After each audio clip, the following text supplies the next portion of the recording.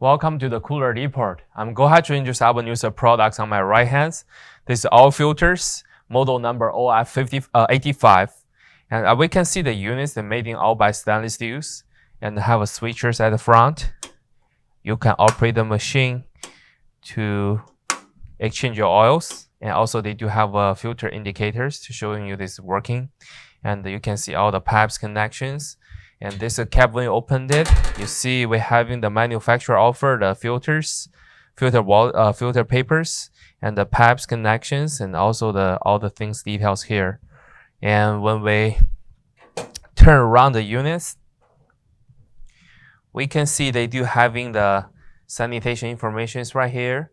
They have a green lights for the power, for the main power notifications, and also have a pipes as behind. You can just drain the oils out.